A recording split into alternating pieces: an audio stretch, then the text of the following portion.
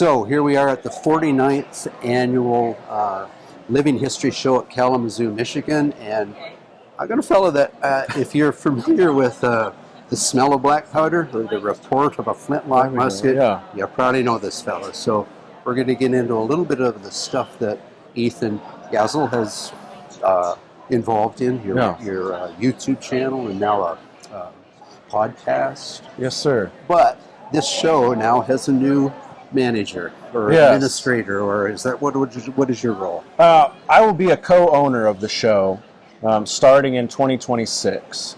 So this year I'm technically a co-owner, and we've been working with the previous owners, Rick and Leslie Conwell, who took it over from the show's originator. We've been working with them over the last year, kind of in training to understand the show and the processes that it takes to put it on. And we'll continue that relationship through the end of this year, 2025.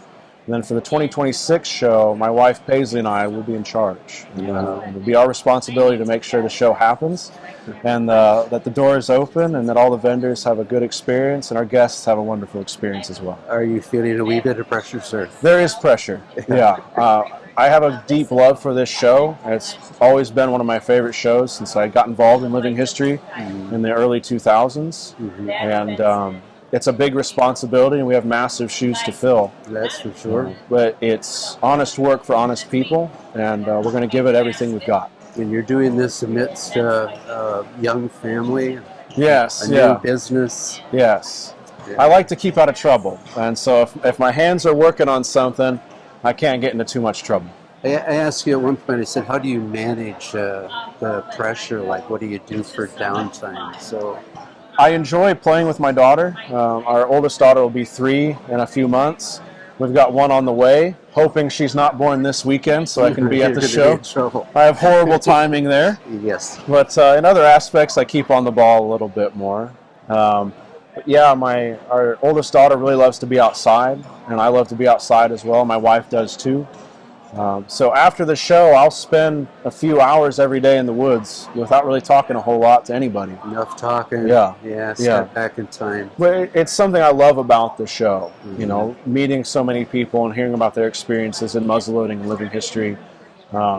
But I am an introvert at heart, and it's good to get out in the woods and smell spring as it begins to bloom in Indiana. We don't have that where I came from. No, you've got a little bit more time, I'm afraid. We have a wee bit of time to a wee bit of time, there we go. So maybe you could elaborate a bit on your YouTube channel.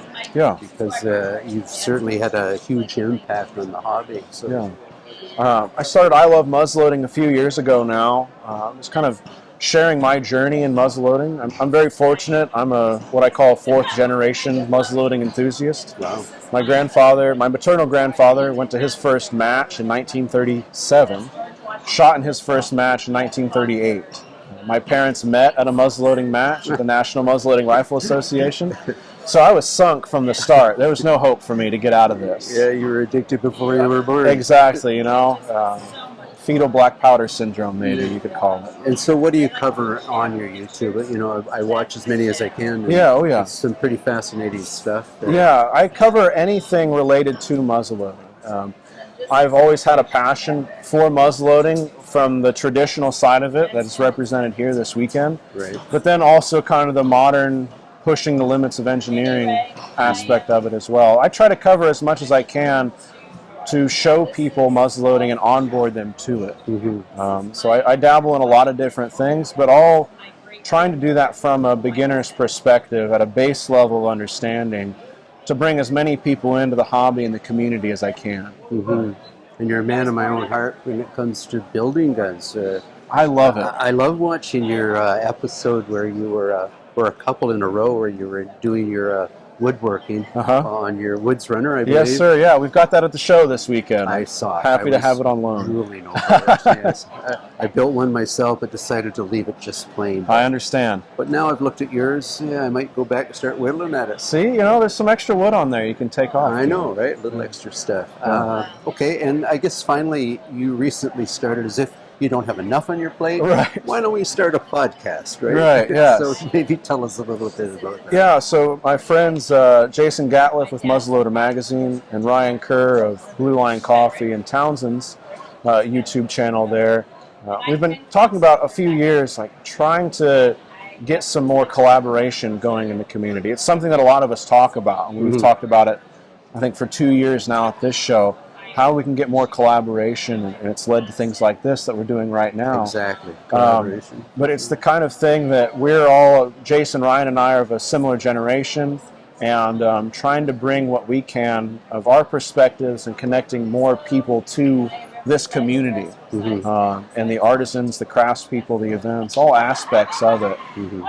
Like we all talk about, trying to make those connections. And that is kind of an opportunity for us to share the workload of a project where we're all busy in the different things that we're doing.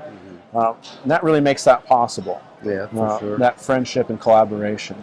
Well, I've watched them all since you started. Well, thank you. You just got a few out, but I'm sure there's lots more coming. Oh yeah, we've got a lot in the queue right now. Yeah, Hoping to cover a lot, focusing on beginners a little bit, but also having something for the experienced historian like yourself. Yeah, there you go. Well, I look forward to seeing more. Thank you. I'm gonna I know you're busy, and I it's okay. I appreciate you taking the time. Yeah.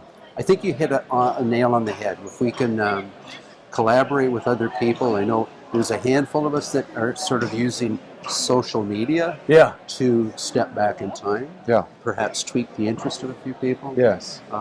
But the podcast is another tool, and hopefully it's going to keep this hobby going.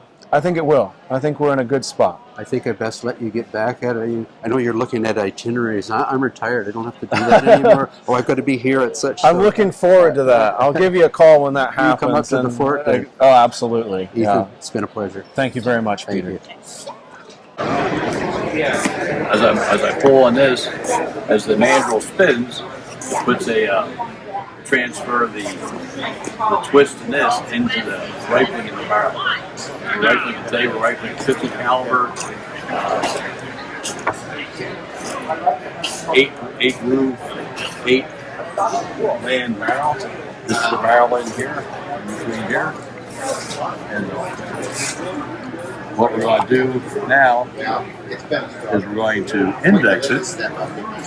I use lard on the cutter. This is the cutter here. The cutter is let me get the cutters out.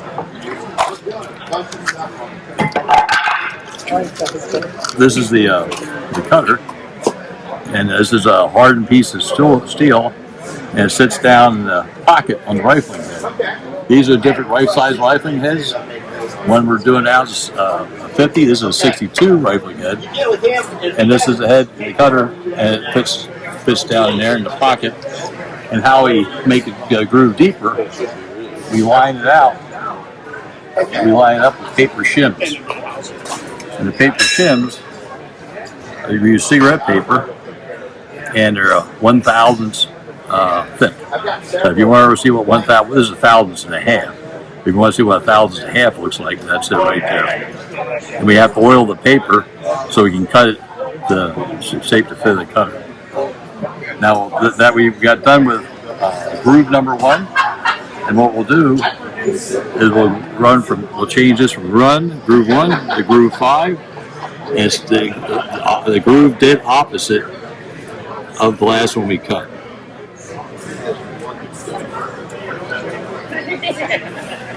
And we'll sit there and get that.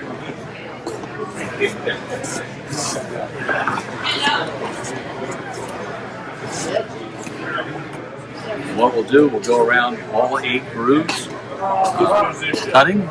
We usually take one cut, and you get these little chips here on the cutter, and we do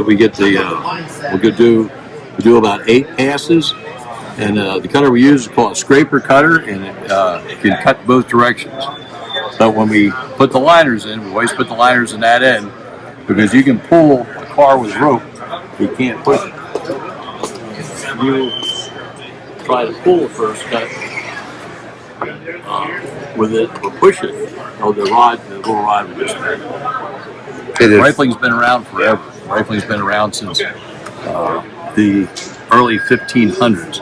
There's a rifle-barreled gun hanging in a museum in Nuremberg, Germany. I believe it's like 1540 or 1520, and they've been around forever. And also is kind of neat is a rifling machine. They have blueprints of a rifling machine, goes back in the 1400s, a dated blueprints for a rifle machine, and it looks just like this. It's the same idea. They have a mandrel like this. They have the barrel clamped down. The mandrel spins to put the rifle in.